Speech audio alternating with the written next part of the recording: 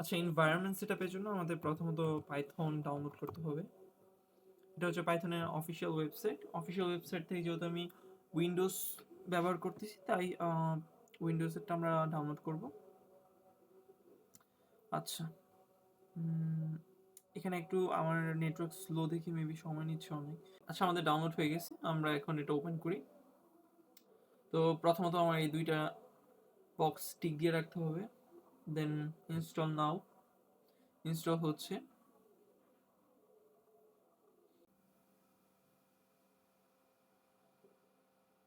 আচ্ছা, আমাদের installation complete.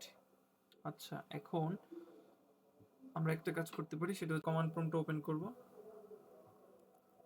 ওকে, so আমরা ইনস্টল করার পরে দেখবো আমাদের পাইথন কি এখানে ইনস্টল হয়েছে কিনা। সো ভার্সন, হ্যাঁ, পাইথন 3.13।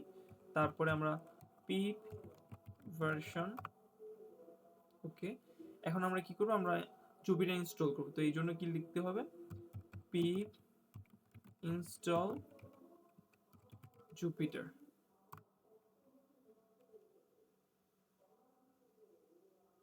তো অ্যাকচুয়ালি আমারটা অলরেডি জুপিটার ইনস্টল করা আছে, তো এই জন্য খুব ফাস্ট চলে আসছে। আপনাদের ক্ষেত্রে প্রথমবার যখন আপনারা করবেন তখন একটু সময় নেবে, কারণ কিছু ফাইল তারা ডাউনলোড করে নেবে নিজে নিজে। আচ্ছা, এখন আমরা দেখি আমার জুপিটার ভার্সনটা চেক করি যে আসলেই আমার ইনস্টল হয়েছে কিনা। জুপিটার ভার্সন, সরি, হ্যাঁ, তো আমার সব সেট আপ ডান।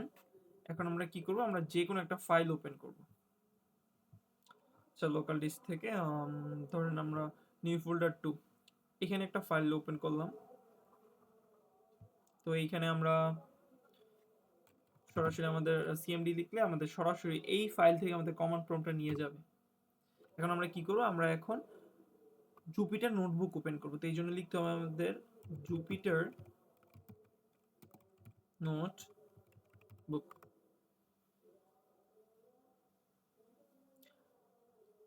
আমাদের এখন সরাসরি কোথায় নিয়ে গেছে, যে জুপিটার নোটবুকে। আচ্ছা, তো এখানে আমরা দেখতে পারতেছি এই যে আমার যেই নিউ ফোল্ডার নামে যে ফোল্ডারটা ছিল, তো ওইখানে আমার কি কি, সরি, হ্যাঁ, এই ফোল্ডারে কি কি আমার ফাইল বা ফোল্ডার খোলা ছিল আগে থেকে, ওগুলা দেখাচ্ছে আর কি। এই যে আমি যদি আবার এখান থেকে দেখি, এই যে এগুলো আমার আগে থেকে এখানে খোলা ছিল নিউ ফোল্ডার 200, তো ওইটাই এখন দেখাচ্ছে। এখন আমার কি করা দরকার, এখন আমার একটা পাইথন ফাইল খোলা দরকার। এই যে আমি এখন কি করতেছি, একটা নতুন একটা পাইথন ফাইল খুললাম, নাম দিলাম ফার্স্ট পাইথন।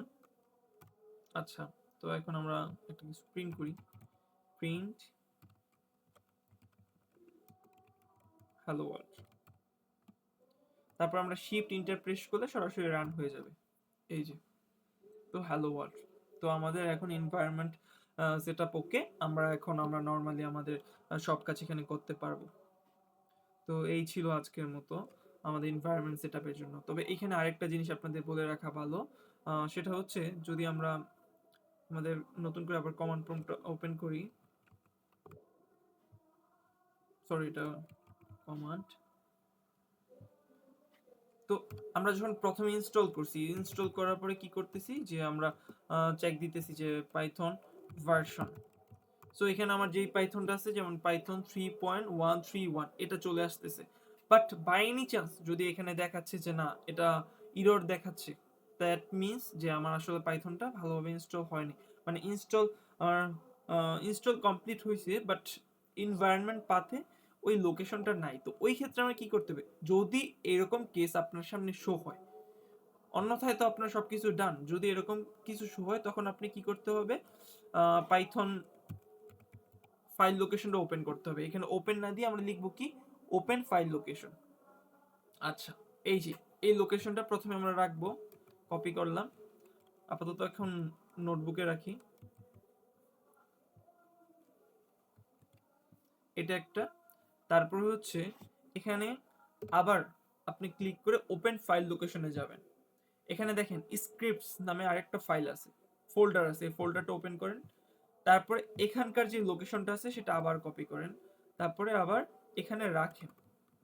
আচ্ছা, এখন আমার কি করতে হবে, এখন আমাদের এনভায়রনমেন্ট সেটআপে যেতে হবে।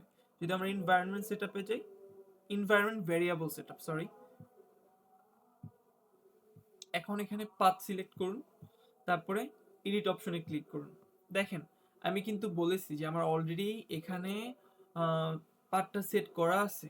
ওই যে আমরা যখন ইনস্টল করছি তখন অটো সেট হয়ে গেছে। বাট যদি আপনার কাছে না থাকে তখন আপনি এখানে নতুনভাবে নিয়ে নিতে পারেন। যেমন এই যে আমরা যা কপি করে রাখছি সেটা এখানে রাখতে পারেন। যেমন এই যে আমাদের এখানে দুইটা ফাইল লোকেশন আছে না, এইটা এখন সরি দুইটা লোকেশন আছে, তো ওইটা এখানে রাখতে পারেন।